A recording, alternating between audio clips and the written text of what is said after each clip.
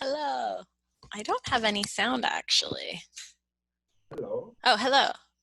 How are you? Thank you. Nice to meet you at a distance. I'm Alison. I'm Alison KOBAYASHI. I don't know yet. I know we can go by different aliases or not introduce ourselves, but I'm okay with you knowing who I am. I get, Yeah. how are you? How are you inside of your home, I'm guessing, or are you in an office or? No, well, no. I'm locked in my apartment. Well, I'm not living actually in the country where I was born. I was born in France, but I'm currently in Spain, in southern Spain. And well, the situation has been quite terrible these last weeks in Spain. So we're still mostly living indoors. Mm. Have you? Are you at office? I am at home also. I'm in New York City, in Brooklyn, so in Okay. an intense place right now. But surprisingly, it's springtime, things are blooming, so there's nice things happening here as well. And also, Yeah. people are coming together in an interesting way. But Yeah. Yeah. So the situation is getting better, no? A it little bit. seems like it. It's Yeah. complicated because I am there was a time where I was just really like reading the news all the time, and then at one point I was like, I really need to kind of Yeah. not do this as much. But um, Yeah. you also just see like in taking a walk just how things have changed in the Yeah. last month and everything. But Yeah. Yeah. you look very familiar. I think that I did go to Village Lay like years ago when they had the conversations in New York. Did you participate in Yeah, that? in the Walls and Bridges Yes. Yeah. Festival. Yeah, I was there. I was there. I was actually on stage in Brooklyn. Yeah, I'm like, I know your face, so you are familiar, but I'm curious, uh, could you share just to refresh my memory, because I feel like once you say this, I'll be like, oh yeah, I remember that talk, but was it So, at so shall the, we shall we introduce yeah, ourselves? let's do it. Or okay, you begin? Sure. I'm Allison. um, up until pretty recently, I was doing a live performance actually called Say Something Bunny in New York, and it's based on a found audio recording from the 1950s. And in the performance, the audience and I listen to it together, and then I unpack all of the research that I did about this family in the process of us listening to the recording from the 50s together. Mhm. And it's a project that's very like research heavy, but it's from this practice that I've had over the last decade or so of taking a found object that's kind of curious but mundane and ordinary, and then adapting that into a performance or a video or an illustration or an installation. And so I'm very interested in found objects and kind of exploring those things to find stories that people kind of accidentally give away. So Do you do research in order to nurture your performances, or are you a performer interested in doing research? I think it would be Or the is there a second distinction? of the two. It's more, I mean, my earlier work, I didn't even do research. It was all entirely kind of speculative and just Mhm. not based on looking into the object itself, but just what you can understand about a person through an object that they left behind. So for example, previously I made work I made a video where I performed all of the people who left messages on this person's answering machine. People, they Okay. donate their answering machines to thrift stores thinking someone's going to buy it, but sometimes they leave the tapes inside. Okay. So I used to collect those tapes and listen to it. And one of the first times I listened to it, I found this answering machine from this man, Dan Carter, and so much was revealed about him and his life through just messages that people left for him on his answering machine. So just thought that was a really interesting document of his experience, and then use that audio to create kind of a portrait of a person through these kind of accidental messages. Okay. So yeah.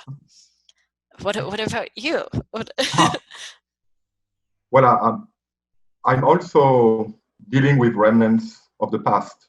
And precisely the reason why I'm not in France, where I was born, but in Spain, is that I go wherever these remnants, I mean, the archive is stored. So I'm an historian, actually. Mhm. Um, well, an historian was interested in the past in as much as it has, something to tell to the present. not in the form of lessons that we would have to listen, but rather in the sense of giving us a different picture of ourselves by showing us that we've been so different in the past, and what we think that today we are, and that seems so familiar, that we've always been that way, that we've always inhabited the world and our society in a certain way. It's actually not the case when we go back a few centuries ago. So I'm dealing mostly with those people whose voices have been repressed or even rather suppressed by official history, like native people in colonial settings, or the story of a child who was prosecuted by the Inquisition by the late 16th century. And I'm interested in those situations where two faraway societies located in, faraway places, distant places, come to interact for the very first time together. And so I'm working mostly on the encounters between Southeast Asia and Europe in the 16th and 17th centuries. Yeah, you know everything. And what brings you to Spain? Well, actually, I'm a specialist of the Indonesian world, or the Malay world, broadly speaking, Malaysia, Indonesia, and the Philippines. So I started by working on the first encounters between the Dutch and the Japanese. And I switched to the Philippines because it's the same area, the same linguistic world. And then when you switch to the Philippines, you're still in the Malay world, but then the European colonizer is not anymore, the Dutch or the French or the British, but rather the Spaniards. And the colonization of the Philippines was actually led from Mexico City. And all the story of this first wave of colonization is stored in the archives in Sevilla. So that's where you would find the letters by Columbus describing, discovery of the Caribbean world. And so I'm here mostly because I wanted to write a small book about Magellan. So, because the very first, circumnavigation of the world, and it has begun 500 years ago, and we're entering a period of commemoration. And once again, Magellan is, deemed as the true hero of the story. But I wanted to try to write anew the story and to show that maybe the Philippine people could be considered as much as the hero, or at least the victims of the story. So for the past 2 years, every day I crossed the bridge to go to the archives and to try to uncover different testimonies about that first, circumnavigation of the world. I'm curious. I research in a very different way, but I appreciate that you are physically going to the archive. I'm curious how that changes your process physically going there in discovery versus, looking at material online. Well, first of all, because not everything is online, and an important section of the archives are in the process of being, digitized and made accessible on the web. But the most interesting part is precisely that which is not, put on the web, and that still remains to be searched and in some cases uncovered. And the second thing is that, it's very important also to live in the places you're going to talk about in a book. So if you're going to talk about, the Spaniards leaving Sevilla on their, big ships in order to cross the ocean, better that you know a little bit about Sevilla, about its streets, about, the way the river, the Guadalquivir, was used by the sailors at the time.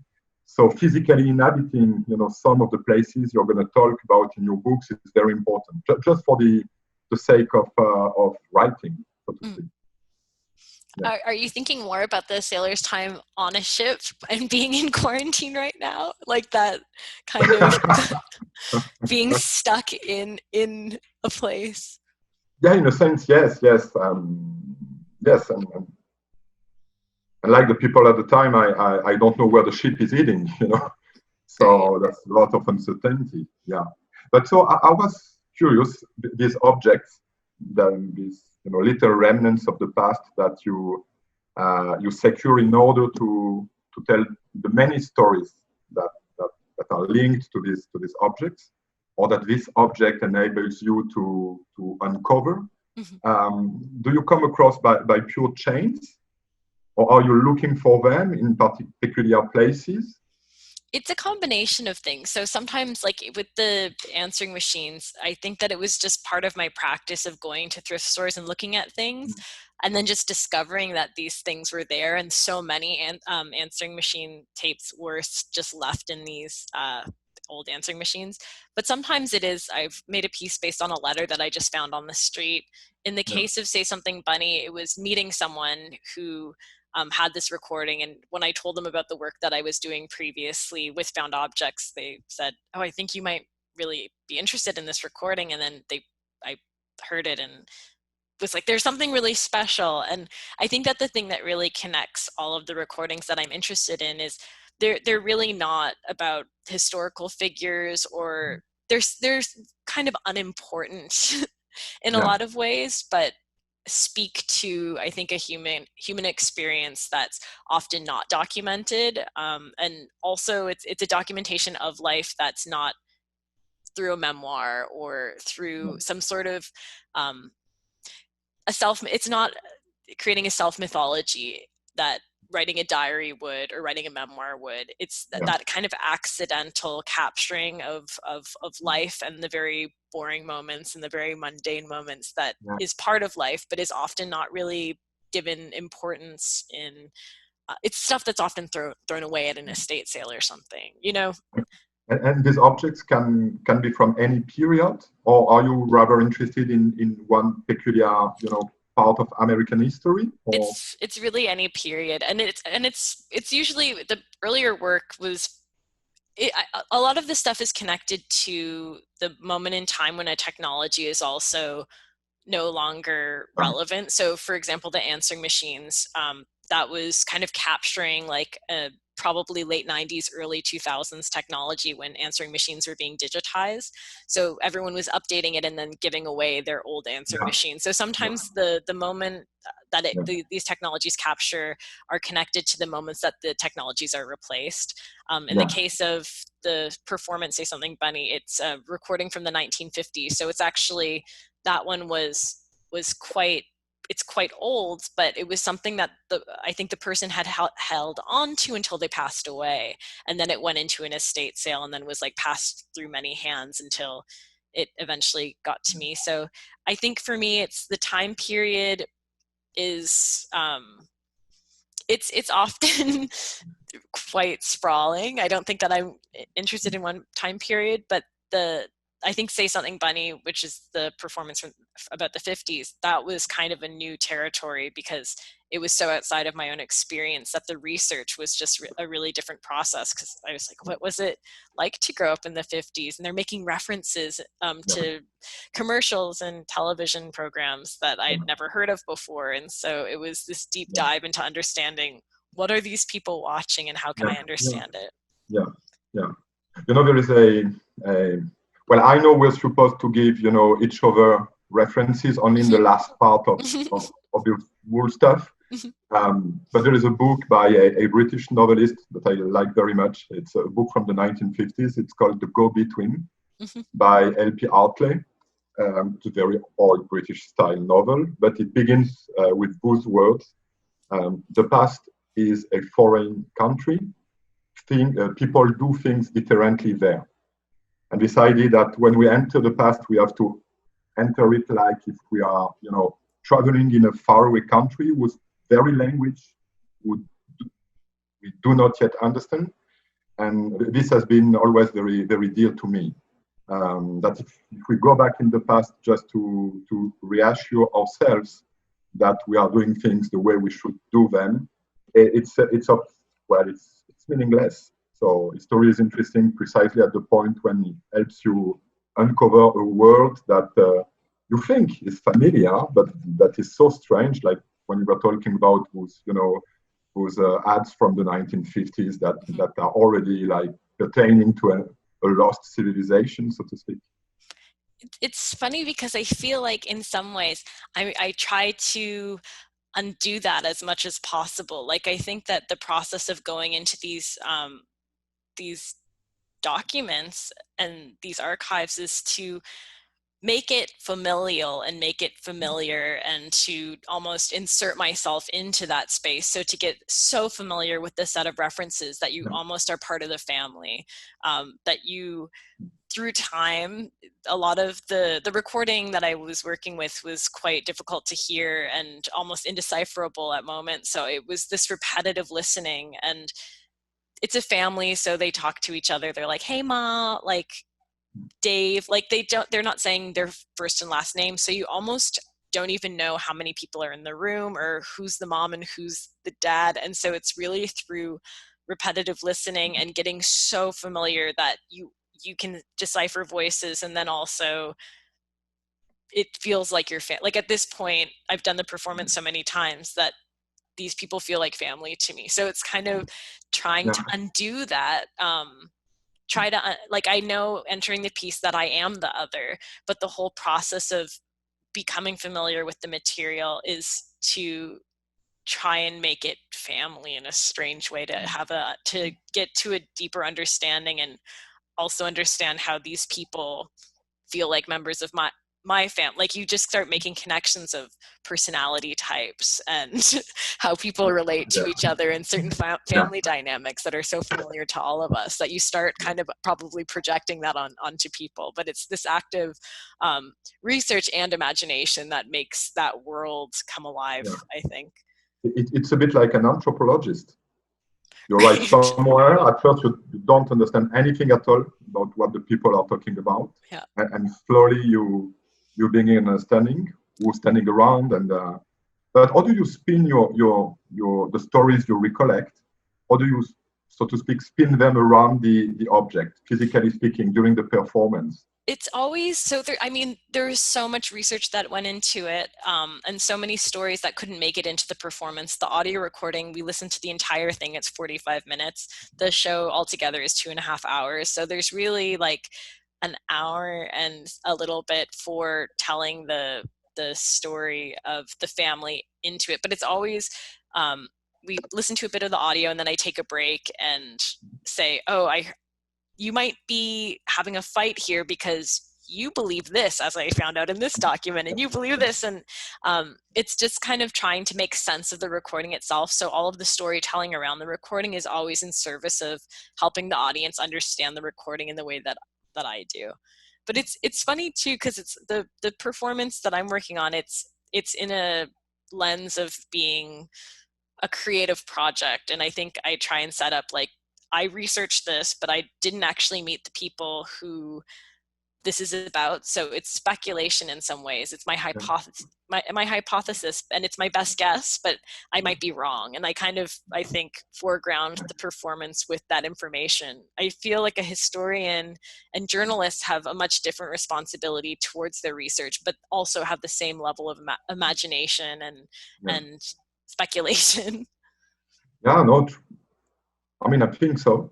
I think so. I mean, I remember one of the very famous French historian. He once said, "You cannot invent anything, but you have to imagine everything."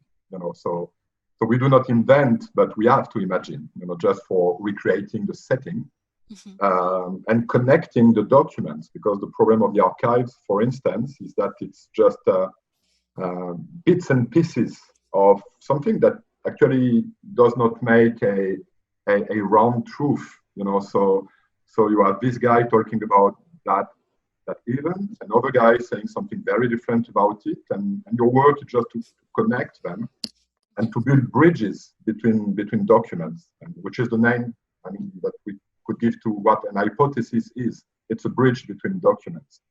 So maybe we are wrong in the process. But then the question is also whether you are present as the one narrating the story or not in your performance. I mean, you as the researcher slash anthropologist slash performer, are you acting like, you know, the voice above what's happening, or are you retreating during the performance? How does it work? I'm very much myself. So I very much play myself. And then I go into playing these different versions of myself. So one of them might be me as a researcher, and then another one might be me as one of the characters in the recording itself. And then another one might be me as a director. So the other element of the performance is the audience is 25 people maximum, and they sit around a table, and what's kind of special about Say Something Bunny is each of the audience members is cast as one of the people heard in the recording. So you might sit down in a chair and you're just like, I'm here to watch a performance, and the performance starts and I say, you're the mom, you're Juliet, and you know, you are married to George and your sons are David and Larry. And so you enter the performance in this dynamic of being related to people. And it might be a person that you came with was your grandfather, and then it might be a complete stranger as your son.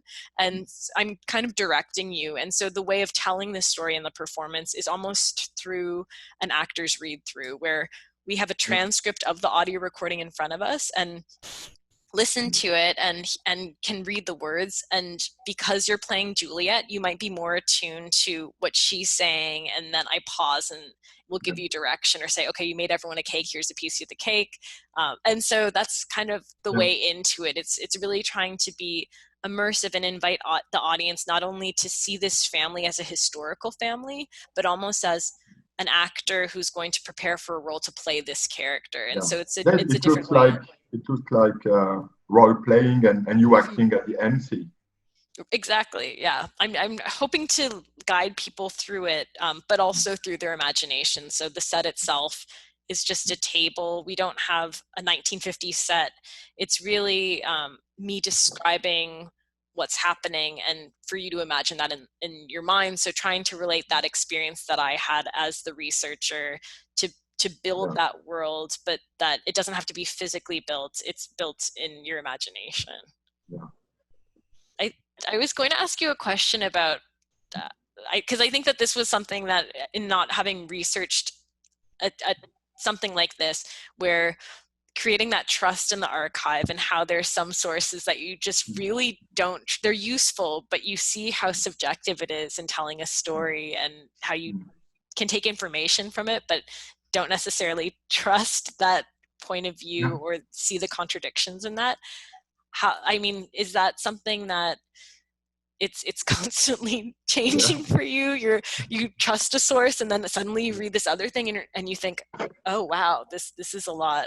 This is actually getting to something, and it kind of makes me not trust this other piece of information or perspective. Well, that's rather like a detective story. You don't have to trust anybody.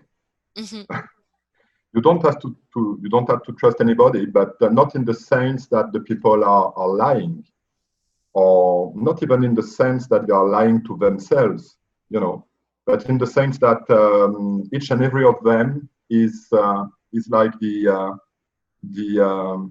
has in its hands only a partial vision, an experience of the event you're interested in. So they all have their own truth about the event.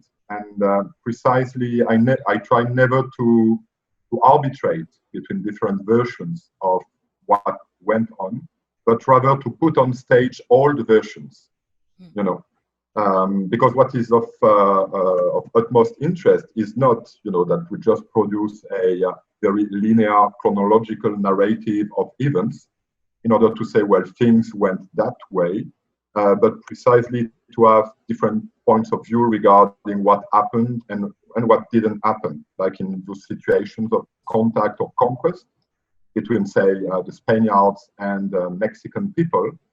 Obviously, we did not, you know, live through the same experience of what happened. But what is even more interesting is that we may not even how to say, think that the same facts are worth being turned into events. What is of utmost importance for, say, the Spaniards may be of no importance at all for the Mexican people. So it's not just like you have something in the middle of the room, which is the object or the event, and then you would ask people, you know, around to say what we think we know about that object or that event. but it's rather listening to each and every of the participants and slowly getting conscious that we actually believed side by side, but we did not, live in exactly the same world at the same moment, So when you research these situations of contact, for instance, the very first time the Dutch went to Indonesia, by the late 16th century, when they arrived in Asia, they were convinced that this was an event of, worldwide importance, and so they celebrated it in chronicles, in paintings, and the very fact that we, the Europeans, we reached these faraway places is something terribly important in world history.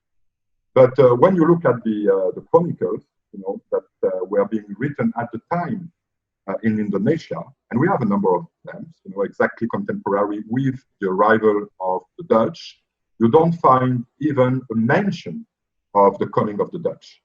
And actually, because the Dutch came, with only 3 ships, and they were low-level traders, whereas these local Indonesian societies were having, trade, tribute, political relations with imperial China, and with societies as far away as, Mecca, for instance, in the Arabian Peninsula.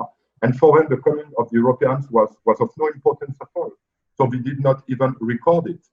So in order to try to answer your question, it's not just about pursuing the idea of one single truth by piecing together different versions, but it's rather in the process of uncovering all these testimonies, all these narratives from the past, convincing oneself that there were many truths at play, and that people could have lived, through so different experiences of what went on, that it could, in some cases, not even have perceived the importance of the other.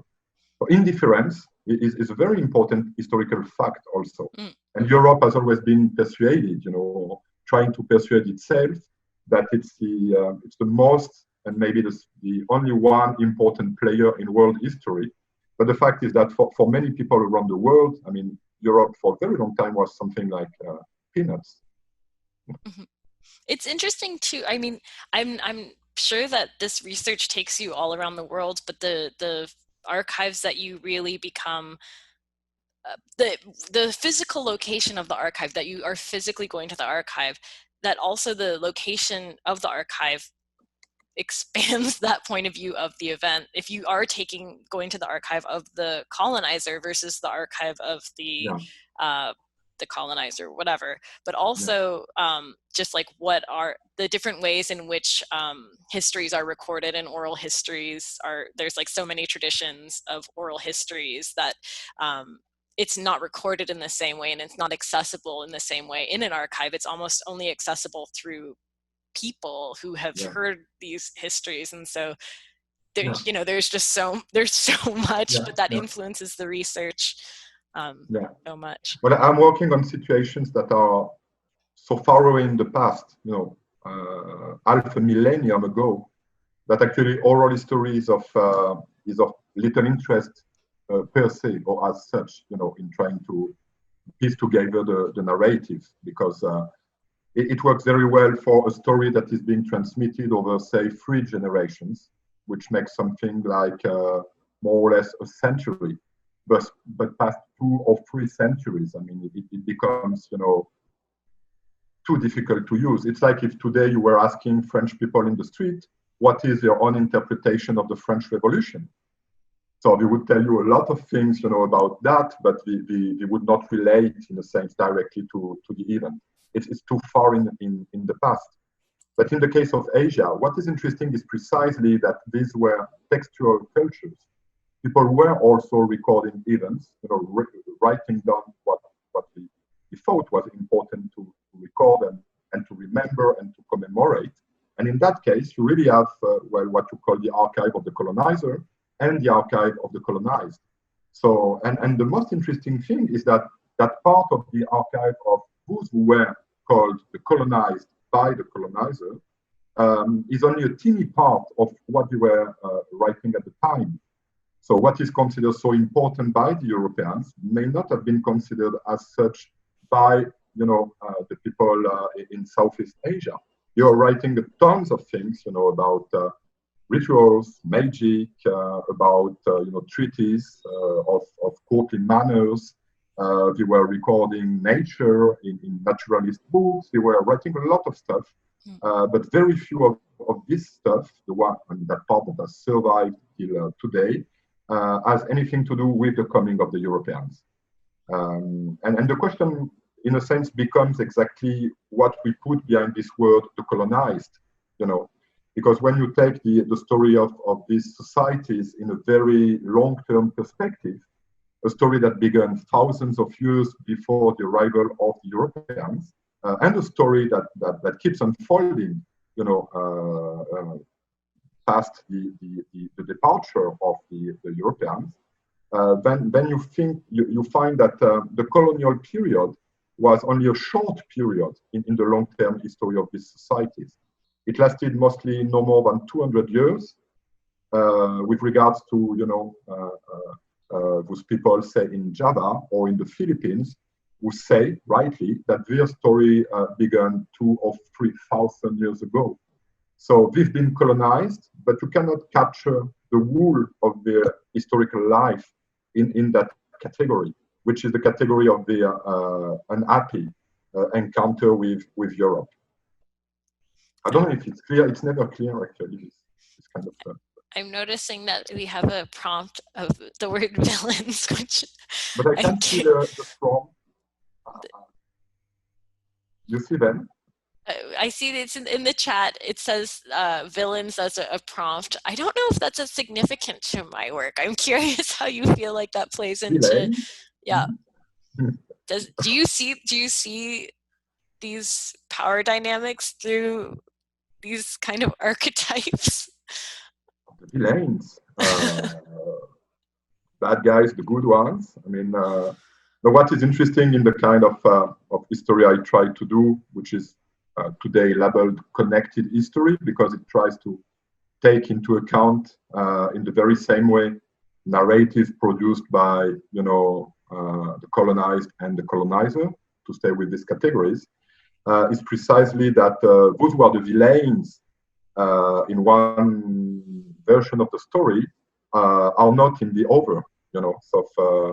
So these people who deemed themselves and were deemed by Europe for so long as heroes of the story are actually considered as the villains by the Indonesian or the Philippine people. And in textbooks, what children learn at school, those people who are considered as heroes of Europe's modernity, like Cortes, or even Christopher Columbus, are rather considered as, just, people who crossed over to the other edge of the world in order to destroy cultures, societies, to annihilate people, to take possession of lands they were not entitled to, and so forth and so on. So the question of the villain really depends about who's telling the story, I would say. Mm-hmm. But I don't know. Do you have villains in your stories? I am trying to think. I mean, I think that it's what we try to do in Say Something Funny. And also I wrote this with my collaborator, Christopher Allen. So whenever I say we, he's the we. Really tried to, because every character, every person at the table is connected to a character, you don't want to villainize anyone. You want everyone to understand the dynamics at play and to understand the motivations of all of the people and why they might be more aggressive at one point or victimized in another point. And it's really just family dynamic. So it's, we kind of, as a person gets older, you understand both the position of like child and parent as you are in different roles in your own family structure. But I think that there's kind of an avoidance of trying to create a villain and to be like, these are all very complicated relationships, but also are very loving. So I think that I always love a film that has a complicated villain that you identify with. But I would say that I don't like villains that much, but I hate more heroes. Yeah, what you were calling public figures. those people who were deemed as, what Europe's modernity had to deliver to the rest of the world, and so forth and so on. This kind of legends we've been raised with, and that always turn out to be just very partial and weak versions of the whole story. Yeah, I could do with villains, but I really don't like heroes. They're so stuck in a path, right? Yes, imagination.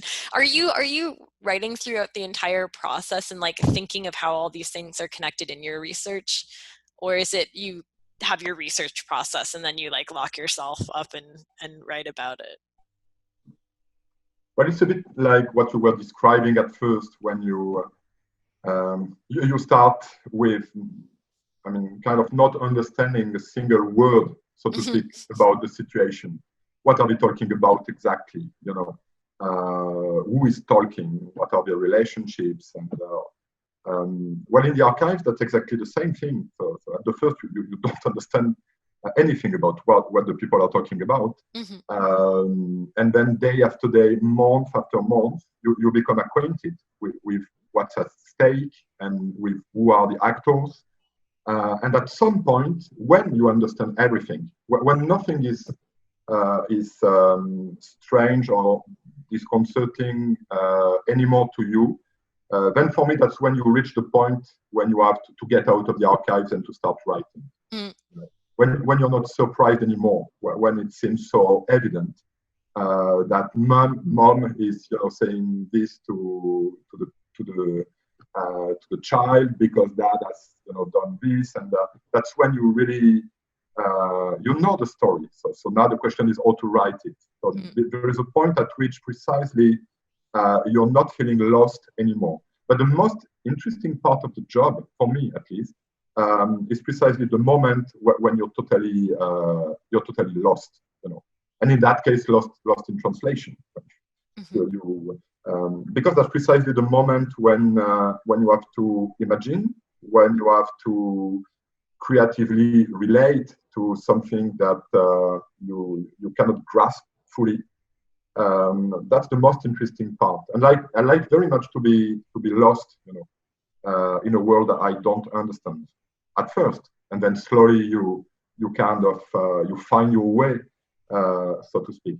And I think that when I write the story down, when I write the book, or in the form of a novel, most often, I try to recreate that experience for the readers.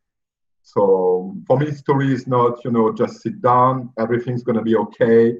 So here is all things, unfolded, and this is what you have to know, and this is, no. It's rather just sit down and then open the eyes, and you don't know where you are. You don't understand a single word of what the people around you are saying. And then slowly I will, take you by the hand, and I will, try to make you understand bit by bit, really slowly what we are dealing with. Is your writing, is it from who are you in your writing? Are you a kind of a character? Do you kind of express your own pitfalls and stuff, or are you kind of starting it off at a point where you have done your research and what your opinion is that you found at the end of it? Or I'm just curious, like, who you are in your own work, or what role you are to the audience reading your texts. Yeah. Very often I myself, I'm in the text. Mostly like a detective, saying that, yeah, we find this piece of evidence. We can interpret it that way, but let's wait for a bit. Or, this sentence from late 16th century Spanish document or Malay chronicle, we could translate it that way. But if we do this, then we may miss something. So very often I stop, so to speak, in recreating the setting or in recounting the story in order to address the reader and to say, hey, no, we have to think a little bit more about this. We have to be careful. And it's a way to explain the method of history. It's not just, telling a story, like if we knew everything about it, if everything was, certainty, but it's rather trying to discuss with the reader in order to show him how we build history. We are builders. I mean, we take bits and pieces of evidence, of sources, and we tie them together, and we do this using certain tools, certain forms of reasoning. And I like to share this with the reader at some points in the book. You know, not always. So there are times when it's really like an adventure novel, you know, and you're with the people, you're embarked, you know, like a journalist would say today, in a situation, you know, that could be violent and very disruptive. But at some point also we sit together with the reader and we start chatting about how is it that we can know so much about this situation, and what is the historian's craft. Like you as a performer, you are also, you know, role-playing yourself as the art director, so to speak. And I'm in my text also, but not by saying I, you know, or by revealing anything about me, but talking as the guy who wants to share the secrets of his trade or craft. You know, that's how we do things. You know, it's very fragile. And that's why you should not believe anything you are told, you know, whether by journalists or historians, because, you know, that's fragile stuff. This is the secrets is the next prompt. I think it's interesting in a piece when to reveal certain secrets, or secrets as kind of like some sort of thing that contradicts something that happens before that. I always love a good reveal. What would you do, for instance, if in one of those tapes or any kind of recording that you deal with, precisely a family secret would be revealed? That and whose revelation could have consequences for the heirs, the descendants of the people themselves. So you learn something that, if it goes public, at some point could have, you know, consequences, whether good or bad, on living people. What would you do? Would you keep it for yourself or stage it anyway? I think it really depends on the context of the secret. So I think with Say Something Bunny, there, I don't think of them as secrets, because I think of it, there's some things about people's lives in it that are revealed in the performance that kind of are a little, I think that they're surprising in the piece, like a character's sexuality or something, or what they'd end up doing for a living, which is kind of scandalous. And it's something that I came across in my research. So in my mind, I was like, this was in the public domain. And from my understanding of their life, this wasn't a secret that they felt that they were holding. So in some ways, it's a surprise for the audience to have this information revealed to them, but it's not necessarily a secret to the person who this secret is about in some way. So I feel like ethically I was comfortable putting that in. But then there was other information that I learned about the person that was that I didn't find out in the archive, and it was actually something that the family had told to me, and that because that wasn't something that I discovered, and it was something that did feel kind of like a secret, that's not part of the performance. So that there's some secrets that feel like, because I discovered it, because it seemed like it was not only available to me but available to everyone, that was felt okay. But so you, in some cases, you meet with the people who have a relationship or a link with the story you are trying to uncover. Yeah. So and what do you tell them? That you are, you know, precisely going to stage a performance about the story of their family? So the thing was, it was I did the project before meeting them, and that was kind of one of the rules that I made for myself, was that I have to finish this before I even understand if this person's alive or not, because in writing it I wasn't sure if they were still alive, and then after finishing the performance decided I'm going to try and find them, and then did, and then met them. How did you react? It was amazing. I mean, I was very nervous because they could have said, no, you can't do this. And then I've been working on this project for 6 years. And then it's like, okay, now I can't do this if I didn't have their permission.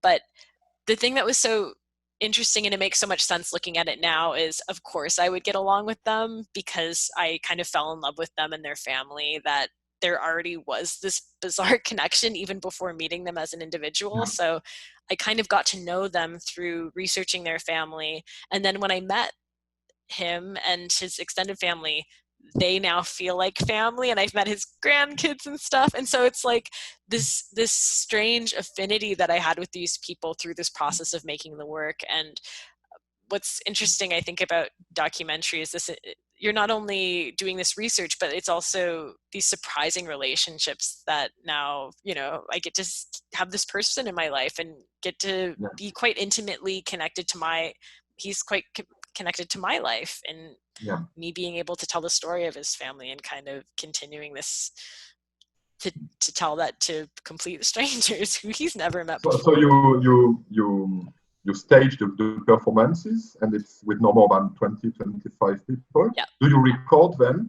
also? We documented it twice, but it's really because of the staging of the audience being cast as one of the characters, that the documentation really doesn't capture the experience of that's like to be sitting in the chair. Also, the audience members don't have to perform or do anything. They don't have to say anything out loud. They're just kind of a stand-in for this character. Yeah. But that's the thing that's so complicated about this moment, is live performance really isn't possible. And so what is it about live performance that can be translated into this new digital exchange? Yeah. I guess so. Yeah. I was also reading these strange words that we have to cope with. The archives of the future. Mm-hmm. Well, you're producing archives for the future. Well, I mean, for future historians. Potentially. You will uncover your recordings, Right. So, I think what's so interesting about archives is that's terrifying. Imagine that someone like you will try to do with you what you're doing with the documents and the families you're interested in. I think that the thing that comes up a lot in, this is a recording from the 1950s. I am learning so much. Like, I go very deep into these people's lives. I know a lot about them. And this is learning about people before a lot of them passed away before the internet existed. Yeah. So people watch this performance and they think, wow, I'm on Instagram and I post everything on Facebook. And so in the future, someone can learn everything about me. I think that the thing that's really what I've learned from doing this experience is, sure, that stuff will be out there, but no one will be interested in looking at it. And so I think the practice is kind of like that it is important to look at these stories of ordinary people. Yeah. We're accumulating so many archives of ordinary people, but there isn't the audience of researchers to be interested in that. We're only interested in the celebrities and the famous people and the people who are, public figures. And so tons of people are making their own personal archives, but it seems like it's really families that maintain their own family archive. The people who are going to be the people who are interested in normal people are their offspring if they don't become public figures. And so I think that the question with Say Something Bunny is, maybe it is my responsibility as a stranger to preserve a history of someone who I don't know, or histories of people who didn't make it, or are interesting and compelling and have very interesting stories, but aren't necessarily widely known. Yeah. The archive of the future there is this idea, roaming around among historians that precisely with the web, with Instagram, we are producing a huge amount of data. We're producing the big data of tomorrow, and that the historian of the future will just have, to crawl huge databases in order to recover and craft stories. But in a sense, it's the question is directly linked to the frailty of the storage of big data, which in a sense seems to me to be much more problematic than the storage of things written on paper. Because if the storage systems just crash down because of a given, sheer electricity problem, then everything that has been stored and stored indiscriminately, which is a problem. I mean, huge amount of data, but with no process to crawl around it, it could crash very easily. And see, for instance, when if only 25 years ago we were using, before the invention of the USB memory sticks, we were using these floppies that we still have. Some of us, past their 40s, we still have some of these floppies at home that we cannot read anymore on any computer. It's lost. So, we used paper to store the stories of people for thousands of years, and these papers, are still there. But I'm not sure that with the shift in technological, devices for storage, something that happens every now 10, 15 years, it will be so easy to recover all this.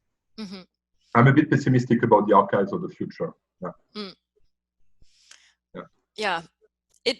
It's so, like, I always think it's interesting about historical projects and how the moment that they're researched is what the project is, because the archive is constantly changing. And I know for my project, I researched it prominently between like the 2011 and 2015, 2016. And so, for example, the US Census was a really important element of the performance, but because the US Census is released 73 years, or it's some arbitrary number, 73 years from when it was taken, I didn't actually have the US Census from the year the recording was made. I had the US Census from 10 years before it. So I just, if I had that census, I'm sure the story would be different because I'd have information of them from that actual moment. But because I didn't, I had to imagine all of this stuff. And then even now I've gone back and looked at my document with all my research and tried to revisit some of these web pages, and they're down now. And some of these places where I got information no longer exist. So you both have more information because things are constantly being digitized and there's more access to material, but at the same time, previous sources, if they're online websites or something, might crash and no longer be available. So the moment of research is often that the moment that the story is so specific to that moment when it's researched, and in 10 years, completely different story potentially, because you might have access to like a different piece of information or a new obituary because someone passed away or something. Yeah, but precisely in a sense, you're not writing, I mean, you're writing the story of, as you say, the ordinary people, but you're writing the story of yourself, writing the story of ordinary people. Right. Because it's potentially infinite, the archive that you would need in order to recreate a given historical moment. It's potentially everything that has been written and recorded at a given point in time, and it's impossible to go through this. But if you could go through this, I mean, if you were God, probably you wouldn't write down the story. So you write down the story because it's the story of the way you came to that peculiar set of people. The story of your research is embedded in the story that you're writing down. And in that sense, it doesn't matter that you cannot have access to everything, that could have been of interest to your research, to your story. Because I think that if you give an historian, each and every document that he needs in order to write down something, he will never write a single word of it, because it's too much, and because precisely what makes the interest of doing this, slowly relating yourself in your own ways with something, would be lost in the process. That's also why I'm pessimistic. This idea that we could write, a story using big data, I think it will make for powerless, so to speak, stories, because you would not be so involved in the process as you are when you're acting, as a detective, and slowly, uncovering bits and pieces of evidence and transforming yourself in the process, like you were saying, it makes something, to enter the lives of people. This is what is interesting in the story. That makes for, a human story. Mhm. and you in the And a story. flawed story as well, which I think is part of this strategy that it's that people give me corrections at the end of it, you know, and that's totally okay, and that it's a thing that is trying to evolve and learn through doing this over and over, that there is space for it to change, and that I'm not an expert and I don't claim to be. Yeah. I feel like I need to like God, take God has time, nothing to say, you know. right? God who knows anything, you know, has nothing to say. He's never written down anything. Humans did for him. it So we have to what? To do we need what our recommendation? recommendations. um I'm trying to think of some things that I might recommend. um I'm just wanting to get the name right for some of this stuff, but they will edit it um if we need a moment to think about it.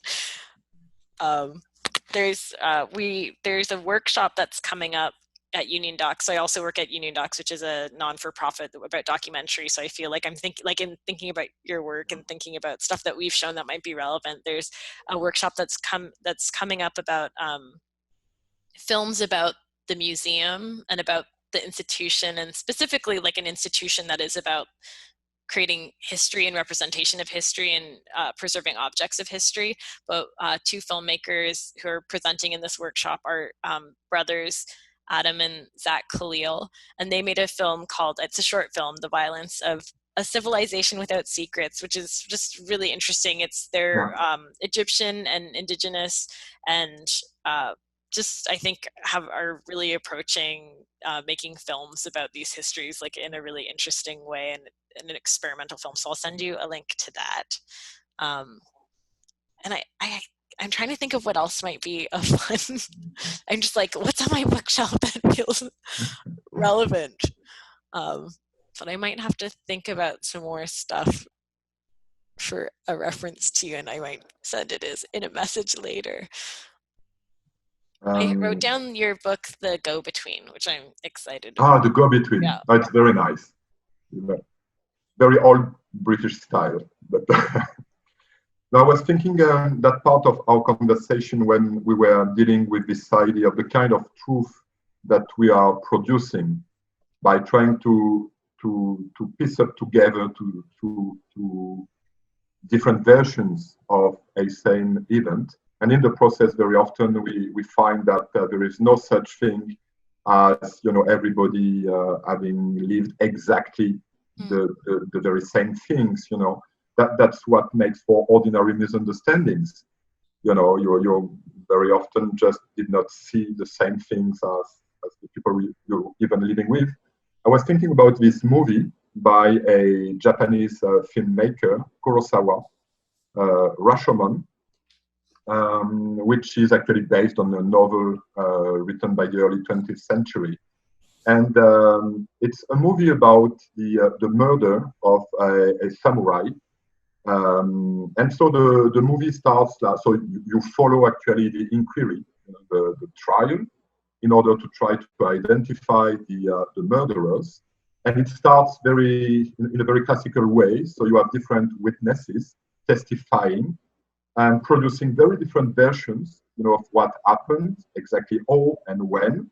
But at some point, it turns even more strange because you don't know anymore if a crime has been committed, because the samurai himself, you know, appears, you know, rises from among the dead, and he says that he has committed suicide, you know. And then the former lover of the samurai says that no, actually, it's her who was murdered him, and is saying that he has committed suicide in order to protect her from justice, and so forth and so on. So it's very interesting because in the process of trying to unveil all the versions of a given event, you begin to question the very fact that something like a murder happened. And I don't tell you the end of the movie because it's sheer suspense. So I was thinking about this. Yeah. I'm curious where your research goes, and it seems like you're able, I don't know, like I'm assuming the archive is just closed and so now you're in Spain Yeah. not researching, but maybe doing your own on foot research potentially, and like getting some sort of experiential thing. I think that the nice thing about a lot of this stuff is like so much of the way in which you learn to tell a story happens in the background when you're not working on it. And so Yeah, this that's time, right. I think it sounds like you spent a lot of time like thinking about this, and maybe this time Yeah. of being outside of it, it's like your mind is doing all this like subconscious thinking, and then in 5 months you'll have these eureka moments of being like, oh, that's it, and you'll be like, how did I figure that out? And it's this time of not having it all in input that you're able to just Yeah, work in. actually, yeah. I mean, well, I'm doing like everybody else. I mean, I'm kind of I mean, binge watching Netflix movies and that kind of stuff. But I think it's very important, precisely. I mean, the reflection about the very form that you are going to give to your narrative, the sort of writing that you are going to invent in order to tell your story the way you want to tell it. This mostly don't come from reading history books. I mean, it comes from precisely reading novels, watching movies, even reading comics, with my child, and that's when actually you ask yourself, that could be a way also to write the story, that I'm interested in. So even if the archives are closed, and I may say I'm not in the mood, for trying to really think about, the next book, I think that everything that's happening during this strange period is nurturing precisely the imagination that we have to invest in what we're doing. So, and actually the next book is not about something that happened in Spain, but about something that happened in Indonesia, in Borneo. And so I traveled to Borneo, the northern coast of the island of Borneo, close to the South China Sea, very remote place, in Malaysian Sabah, close to the jungle. I traveled there 2 times, in the past 3 years, to go to the archive and also to explore around, so to speak, the setting of that story I'm interested in. And then here's the problem, that I really don't know when I will be able to make it back to Southeast Asia, because the situation there is also very problematic. So I'm left with, bits and pieces of a story I'm not sure I will be able to write down in the coming years. It's so funny, this like just the thinking about like what you're thinking about in your work, and this migration, and this moment where no migration, like it seems kind of like the first time in such a long time where we're like, don't leave your home, don't leave, like this is the opposite in the human imagination for centuries, that it's always to leave, to always to go and explore. And disease, obviously, I'm sure in your research, has always been an effect of that migration, and now it's just a very interesting. It makes me, I'm working on people for whom traveling overseas was, incredibly difficult, crossing oceans for the very first time, with a huge rate of mortality on board of those ships that made it or didn't make it to the Americas or to Asia by, say, the 16th century. And my own experience has been, exactly the opposite. How easy it was to travel to the ends of the world, so to speak. Just board a plane, and 36 hours later, you leave Paris, and then less than 2 days later, you arrive in a Borneo setting. Everything different, the jungle, the South China Sea, and it was so easy to travel. And now it becomes so incredibly difficult again. Even the sheer fact that I have to get back from southern Spain to France by driving, because the airport is closed, there are no planes, and the frontier, the border between France and Spain has been closed again, so that it's administratively a very difficult enterprise to try to cross it. It makes once again real all the difficulties of traveling that had kind of disappeared for my generation and for yours also. Yeah. It was so easy to travel, and now it becomes so difficult again. So, and it makes really my very perception of time and space a bit different. And the fact is that I don't feel like traveling a lot again very soon. Right. The world again has become a very dangerous place. You'd rather stay, with the loved ones, especially your parents, and you see also the absurdity, ecologically, politically, economically speaking, of us having, crossed the world over and over again just to go there, grab some pictures, get back. All these things, we were produced, damaging the earth at the other end of the world and being repatriated massively to the United States, to France. And you see, when we needed, for instance, medicine in France, at some point we were about of not having any more left in the hospitals because everything now is being produced in India and in China. And the disconnection, made us, consider how fragile we were. So globalization had its good sides, but it's the dark side of it has become so visible.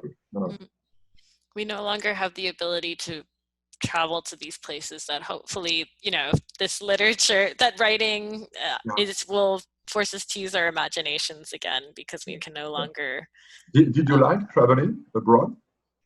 I did. I mean, I had to do for my, I was kind of thinking of applying for citizenship and had to make a list of all the international places that I went in the last 5 years and realized that I'm Canadian and it was mostly Canada. So I think I went to the UK, but I hadn't done a ton of international traveling in the last 5 years. And at this moment, I'm not craving it in the way that I thought I would. I think that there's something that's interesting about forcing us to really look around what is in our direct path. I think about my grandmother who never left Canada. She never traveled outside of the country, and how that was just such a normal experience. But it makes you appreciate, like now I go to a coffee shop and I'm like, it is such a treat to buy coffee and like just to get it out from a to-go window. And it's just like these small pleasures. It makes, when we are able to travel again, when we are able to explore a new place, it will feel so different after this moment. And that's how I think it should always have felt, that it's such a privilege. It's such a luxury to be able to experience another place. Exactly. Responsibly. But yeah, thank you so much for chatting. That was so delightful. And I'll try and think of more references, and hopefully maybe Cedric can post a little thing at the end being like, these are the additions that Alison couldn't think of on the spot. But that was wonderful. No, very nice encounter. Thank you. Yeah, thank you so much.